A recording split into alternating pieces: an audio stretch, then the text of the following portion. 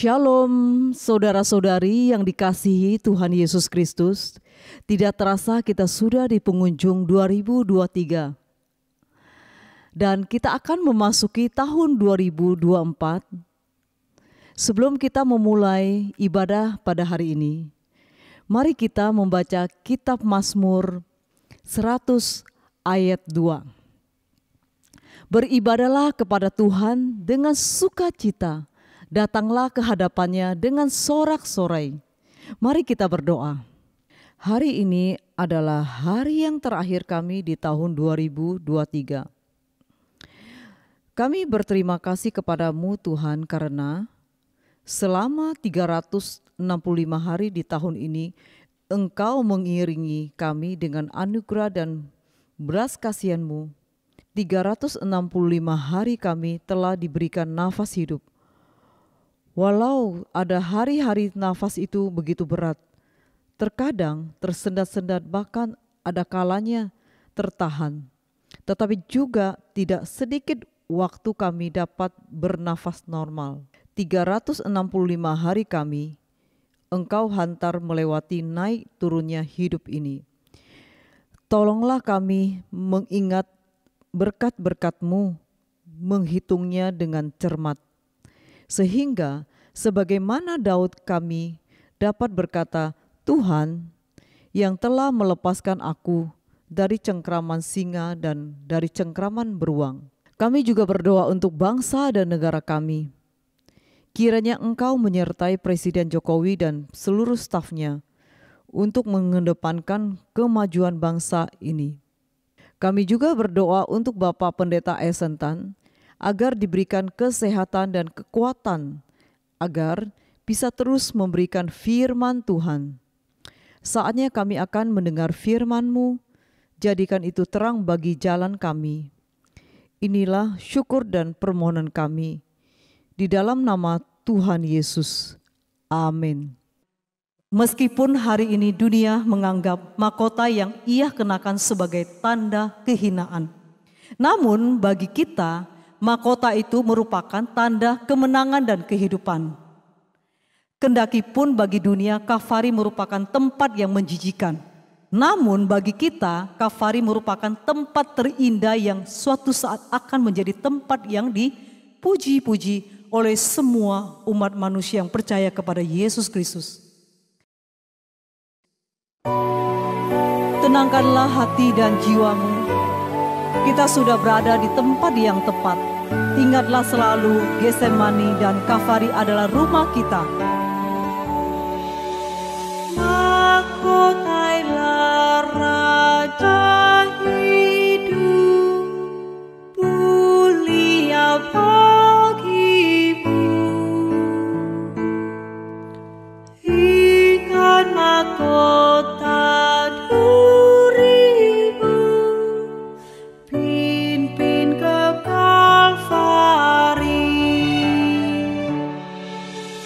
Jangan lupa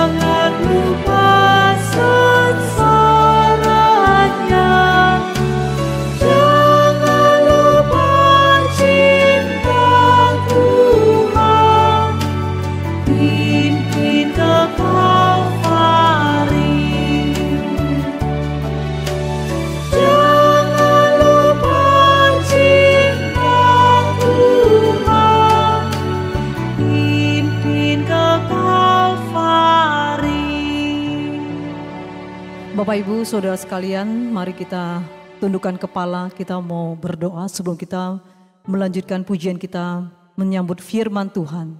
Mari kita berdoa. Bapa kami yang di sorga, dikuduskanlah namamu, datanglah kerajaanmu, jadilah kehendak-mu di bumi seperti di sorga. Berikanlah kami pada hari ini makanan kami yang secukupnya, dan ampunilah kami akan kesalahan kami, seperti kami juga mengampuni orang yang bersalah kepada kami. Dan jangan bawa kami ke dalam pencobaan, tetapi lepaskanlah kami daripada jahat. Karena Engkau yang punya kerajaan dan kuasa dan kemuliaan sampai selama-lamanya. Amin. Mari kita membaca pengakuan iman rasuli. Aku percaya kepada Allah, Bapa yang Maha Kuasa, Kalib langit dan bumi, dan kepada Yesus Kristus anaknya yang tunggal Tuhan kita, yang dikandung dari Roh Kudus, lahir dari anak darah Maria, yang menderita sengsara di bawah pemerintahan Pontius Pilatus, disalibkan, mati dan dikuburkan, turun ke dalam kerajaan maut. Pada hari yang ketiga bangkit pula dari antara orang mati, naik ke surga, duduk di sebelah kanan Allah, Bapa yang Maha Kuasa, dan dari sana ia akan datang untuk menghakimi orang yang hidup dan yang mati. Aku percaya kepada Roh Kudus, gereja yang kudus taam, persekutuan orang kudus, pengampunan dosa, kebangkitan tubuh dan hidup yang kekal. Amin.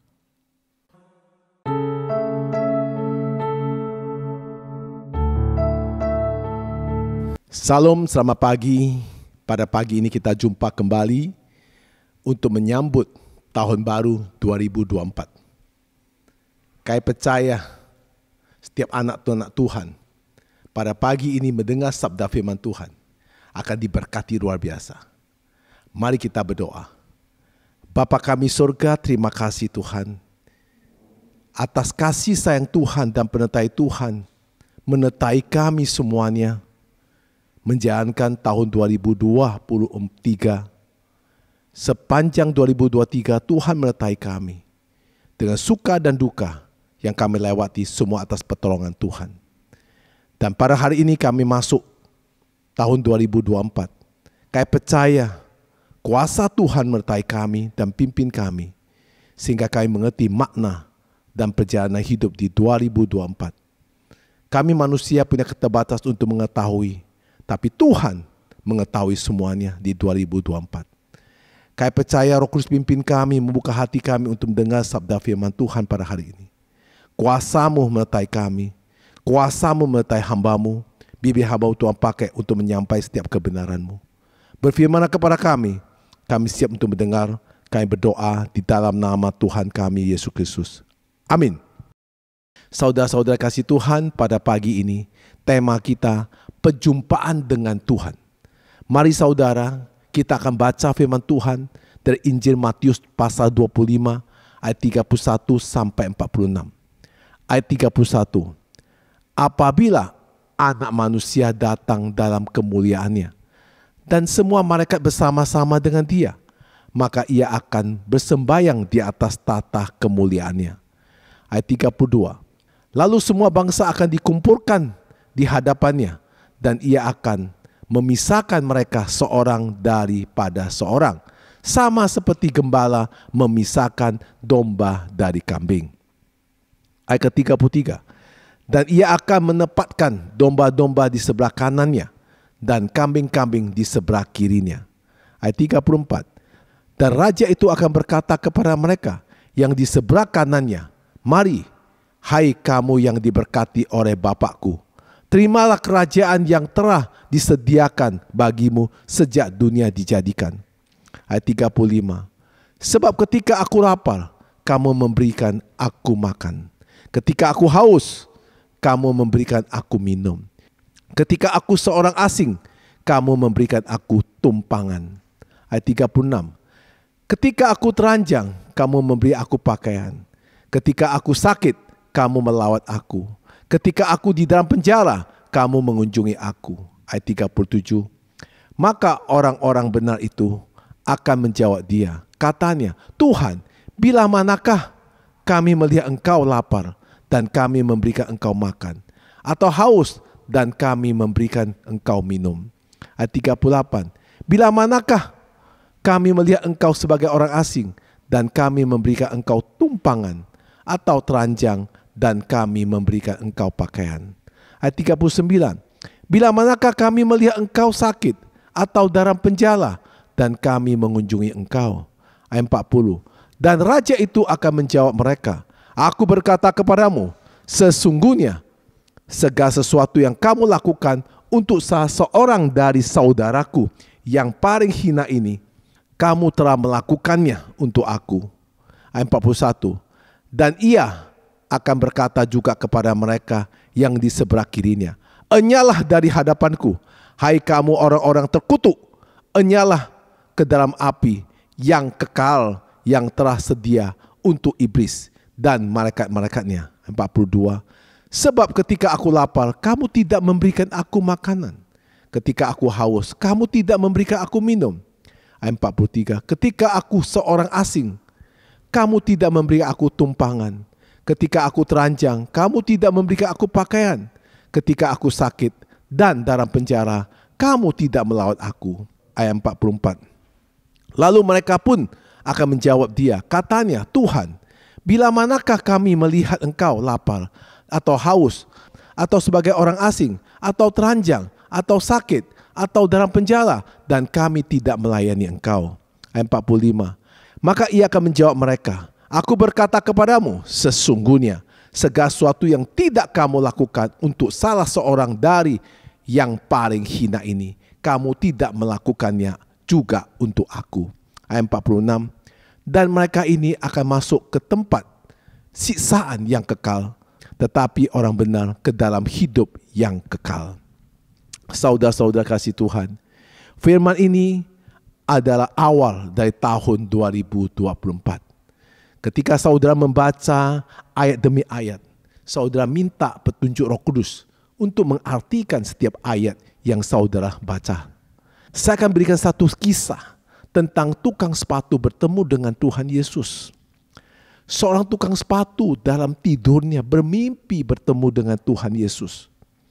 Dalam pertemuan itu Yesus berjanji besok pada malam tahun baru ia akan mengunjungi rumah tukang sepatu itu. Dan mereka akan menikmati makanan malam bersama-sama. Keesok paginya tukang sepatu itu bangun lebih awal. Sepanjang hari dengan penuh semangat ia membersihkan rumahnya, menghiasi seindah mungkin. Dan tentu saja ia juga membelanjakan hampir semua uang tabungannya untuk memberikan sayur mayur, daging, kue-kue yang terbaik yang dapat dibelinya. Pikirnya tukang sepatu, saya ingin menjamu Tuhan Yesus dengan sebaik-baiknya.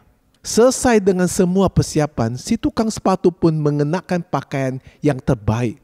Kemudian dia duduk di hadapan rumahnya menunggu penuh harapan kedatangan Tuhan Yesus Kristus. Ketika hari mulai gelap, Yesus belum juga datang. Tidak lama ia melihat seorang mendatanginya.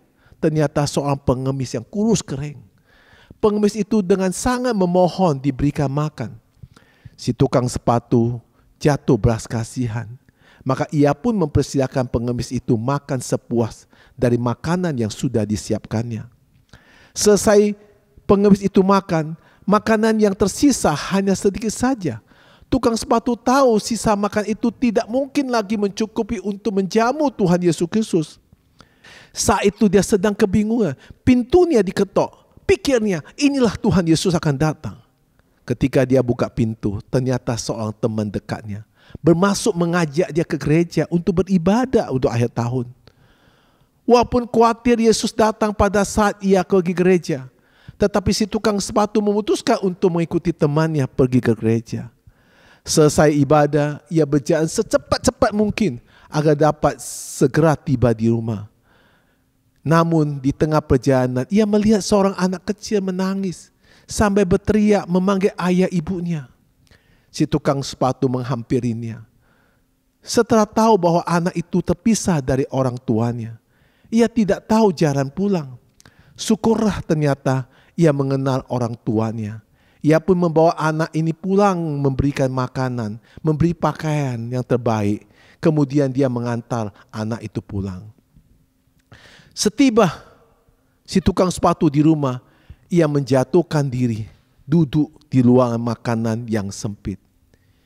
Dia tersadar bahwa Yesus ternyata malam ini tidak datang. Dengan tubuh lelah dan hati kecewa, lalu si tukang sepatu itu tertidur. Ia pun kembali bermimpi. Yesus datang menjumpainya. "Oh Yesus, mengapa engkau tidak memenuhi janjimu? Bukankah engkau berjanji untuk mampir dan makan malam bersamaku?" Yesus memandang dengan senyum. "Aku tidak mengingkari janjiku. Aku sangat menikmati hidanganmu, bahkan ibadah dalam pelayananmu." Dengan heran si tukang sepatu bertanya, "Kapan engkau makan yang kuhidangi?" Yesus menjelaskan, "Sesungguhnya 3 kali aku hadir memenuhimu. Sebagai pengemis, sebagai teman yang mengajak ke gereja, dan sebagai anak kecil. Engkau melayaniku dengan baik." Saudara, sekarang kita tinggal dulu kisah tukang sepatu. Saya akan menyambung lagi, nanti ada cerita yang lain yang ingin saya sampaikan kepada saudara-saudari. Beberapa waktu yang lalu aku bermimpi. Ternyata mimpi itu sangat nyata. Dalam mimpi itu, saya itu bangun jam 2 pagi. Jam 2 pagi tiba-tiba saya tersesat. Saya mencium seperti ada bau asap. Maka saya bangun jam 2 pagi. Kemudian saya lihat di kamar saya penuh dengan asap. Di dalam pikiran saya, jangan-jangan komputer saya yang colok lupa saya cabut. Mungkin kebakar. Saya cepat-cepat buka pintu. Kemudian saya lihat komputernya, kabarnya sudah saya cabut. Lalu istri saya bertanya, "Kenapa lu bangun pagi-pagi? Kenapa buka pintu?"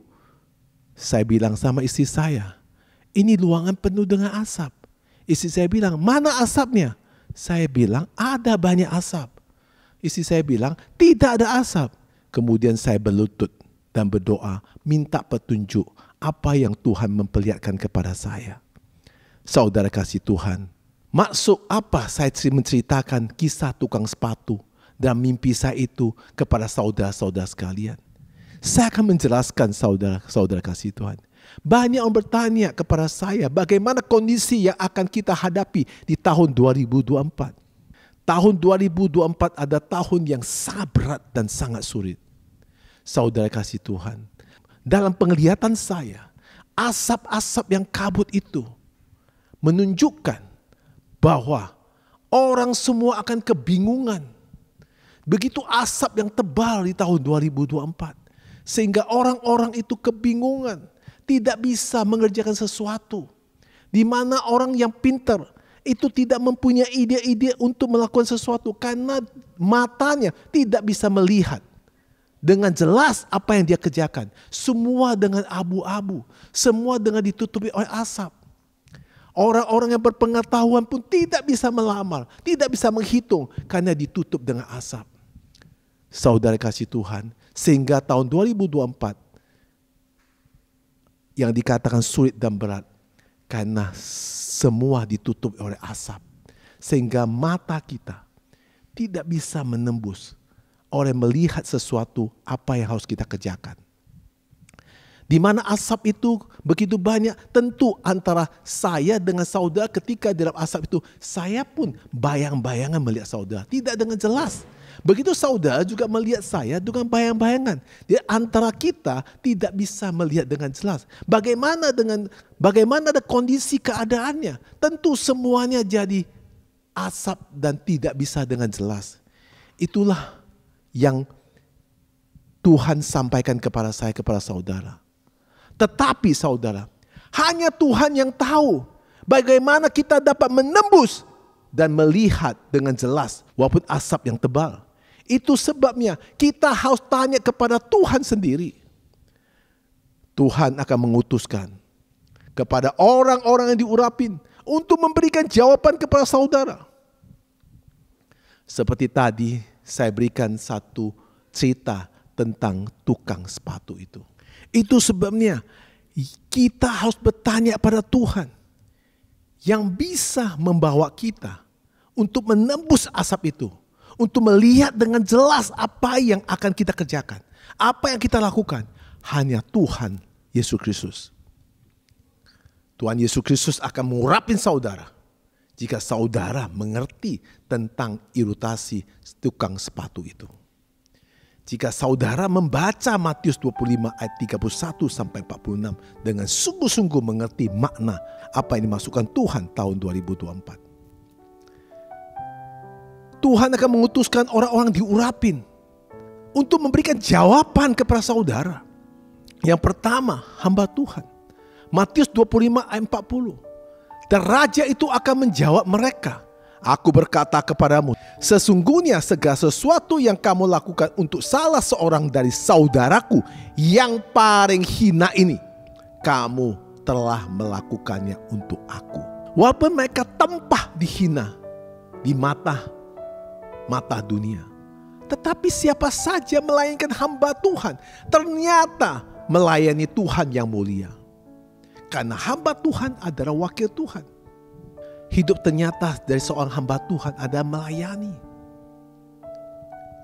Dihina, dimaki, difitnah, dibodoh-bodohin, dikucirkan, digosipin. Saudara kasih Tuhan, saya jadi seorang hamba Tuhan, saya ngerti. Seorang hamba Tuhan selalu mau bicara yang baik kepada umatnya dengan apa yang Tuhan urapin hambanya. Tetapi apa yang hamba Tuhan dapati? Hinaan, makian, gosip, fitnaan, dibodohin, dikucirin, dan sebagainya.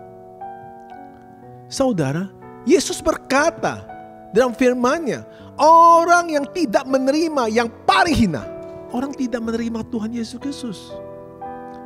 Hamba Tuhan datang tidak diterima dengan baik. Ketika hamba Tuhan datang, dianggap hamba Tuhan itu datang untuk minta-minta. Ketika hamba Tuhan datang ke rumah saudara, saudara tidak memberikan dia makan, saudara tidak memberikan dia minum. Bahkan saudara cuekkan hamba Tuhan itu. Bahkan saudara menghina hamba Tuhan itu. Ketika hamba Tuhan sakit, saudara pun tidak melawatinya. Tetapi ketika saudara sakit, saudara minta hamba Tuhan untuk doakan saudara. Ketika saudara terpuruk, saudara minta hamba Tuhan untuk mendoakan saudara. Ketika saudara mengalami masalah, minta hamba Tuhan untuk mendoakan saudara. Berarti saudara tidak menerima hamba Tuhan dengan baik. Artinya saudara tidak juga mempermuliakan Tuhan. Karena hamba Tuhan adalah wakil dari Tuhan. Siapa yang bisa memberikan jawaban pada saudara? Siapa yang bisa memberikan kepada saudara untuk mata seperti terang yang terang untuk menembus asap itu di tahun 2024? Hanya Tuhan. Maka hamba Tuhanlah yang saudara harus dengar. Setiap perkataan yang hamba Tuhan memperingati saudara, setiap hamba Tuhan yang memberikan arahan pada saudara, dengarkan baik-baik di tahun 2024. Bagaimana tukang sepatu ingin berjumpa dengan Tuhan, tapi temannya ajak dia ke gereja. Gereja adalah rumah Tuhan. Di mana di gereja itu kita harus mempunyai hati untuk gereja, mempunyai hati untuk mendukung gereja, mempunyai hati untuk semua fasilitas gereja. Karena fasilitas gereja disiapkan untuk umatnya.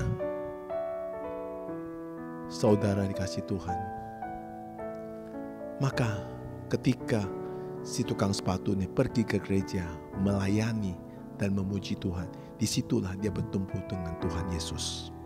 Ketika kita di gereja melakukan terbaik, melayani, mengambil bagian